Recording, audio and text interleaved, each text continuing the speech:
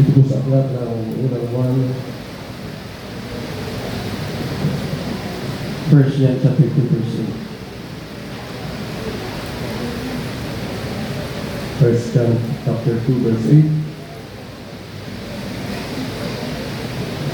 8. Ang sabi dito mga minamahal sa English, again, a new commandment I write unto you, which thing is true in him and in you, because the darkness is past, and the true light now shineth. Amen. Po sa aklat ng unang 1, kabanatang 2, talatang 8. Muli, isang bagong utos ang isinusulat ko sa inyo, bagay na tunay sa Kanya at sa inyo, sapagkat ang kadiliman ay lumilipas at ang tunay na ilaw ay lumiliwanag na. Amen. Palakpakan natin ang ating mahal na Jesus, sapagkat ang kadiliman ay lumipas at ang tunay na ilaw ay lumiliwanag na. Amen. Because the darkness is past and the true light now shineth. Yung kadiliman, mga minamahal, ay nagtapos na. It ended, ang sabi. At ang liwanag ay narito na. Ang katuroan na ating natanggap, mga minamahal, the one true God, manampalataya sa nag-iisang Diyos, natutunan natin sa ating beloved parents in the Lord, ito'y hindi na sayang, nagbunga at naging liwanag sa ating mga puso. Amen. Palakpakan natin na malakas ang ating pinakamamahal na Panginoon. Kaya kung isipin natin, mga minamahal, ang sabi mga minamahal, na ang ating mga buhay na ito ay tayo'y lulong sa kasalanan. We are in the bondage of sin. Tayo mga minamahal ay hindi makalaya. Subalit nandiyan ang mahal na Panginoon. Kagaya ng ating mahal na kapatid na nagpatotoo. Doon siya sa literal na kadiliman. Nakulong for 37 years. Imagine mga minamahal. 56 years old na siya. Magsisimula ng kanyang buhay. Subalit anong sabi niya? Nagpapasalamat pa rin siya sa ating pinakamamahal na Jesus, sapagkat ang sabi niya, ang Diyos ang nagpalaya sa Kanya.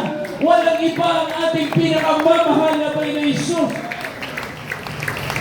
Ang sabi sa Psalms chapter 102, verse 20 to 22, habang naganda mga awit manunugtog, mga minamahal, to hear the groaning of the prisoners, to lose those that are appointed to death. Kayo po.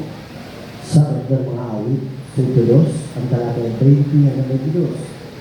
Upang dinggin ang buntong hininga ng bilanggo, upang kalagan niyong mga itakdang patayin, upang maipahayag ng mga tao ang pangalan ng Panginoon sa Zion at ang kanyang kapurihan sa Jerusalem, nang ang mga bayan ay mapisan at ang mga kaharian upang maglingkod sa Panginoon. Palakpakan natin ang ating pinakamamahal na Jesus. Everybody shout, praise the Lord! Ang sabi dito mga minamahal, upang dinggin ang buntong hininga ng bilanggo, upang kalagan yaong nangatatakot, natatakdang patayin. Ibig sabihin mga minamahal, nandoon ka na mga minamahal sa takdaan ng iyong buhay. It is appointed to you to die. Dapat nandun ka na sa kamatayan. Ika'y kinalagan ng ating pinakamamahal na Panginoon Jesus. Mga minamahal, sa iyong pagtangis, ang sabi iyong buntong hininga. Ika'y umiiyak, mga minamahal. Tumatangis na nanalangin ang susumamo sa ating pinakamamahal na Panginoon Jesus. Narito ang ilaw, ang mahal na Panginoon, upang dinggin ka sa iyong mga panalangin. Amen! Everybody shout, praise the Lord. Ang sabi, upang maipahayag ng mga tao ang pangalan ng Panginoon. Amen. Maipahayag mo, mapatotoo mo, mga minamahal, na ang Diyos na iyong pinaglingkuran ang nagbago sa iyo. Ang Diyos ang nagpalaya sa iyo sa mga kasalanan. Binago kang tunay ng ating pinakamamahal na Panginoon. Kaya ano sabi mga minamahal doon sa 22? Na ang mga bayan ay mapisan at mga kaharian upang maglingkod sa Panginoon. Upang maglingkod sa mahal na Panginoon Jesus. Amen. Amen. Nandiyan ang pagtangis mo sa ating dakilang Diyos. Ika'y bilanggo, kinalagang ka ng ating pinakamamahal na Panginoon Jesus. Anong dahilan ng ating mahal na Panginoon? Bakit ka kinalagang? Upang maglingkod ka sa totoong Diyos. Walang iba sa ating pinakamamahal na Panginoon Jesus. Amen. Aba nagkaanda mga awit manunod. Ang sabi, it is appointed to man wants to die after writ of judgment. Nakatakda na sa ating buhay. Mga minamahal, ang tinatawag na kamatayan. May mga ilan sa atin na hindi makakita ng kamatayan. Amen. Rapture will take place anytime. Amen. The blessed hope. The great appearing of our glorious God. Our loving God. The everlasting light. Ang liwanag, mga minamahal, na walang hanggan, na nag-alis sa iyo sa kadiliman. Yan ang pasalamatan natin sa ating kagaya ng ating kapitang sabi doon sa Iwaig, Palawan. Kami ay nakakulong 550 prisoners. Nasaksihan niya na marami doon ang mga namatay. At ang sabi niya, kakaunti lang kami nabuhay. At ako'y pinagpala ng mahal na Panginoon. Dahil siya'y nanatiling buhay. Pinalaya ng mahal na Panginoon. Muli niyang mayayakap ang kanyang mahal sa buhay. Mamamasdan niya ang kanyang mga magulang. Ang kahabalan na ito ay galing sa Diyos. Sa mga sabi ng Biblia, wala hanggan ang pag-ibig ng mahal na Panginoon. Wala hanggan mga minamahal ang kagandahang loob ng mahal na Panginoon. Awitan natin.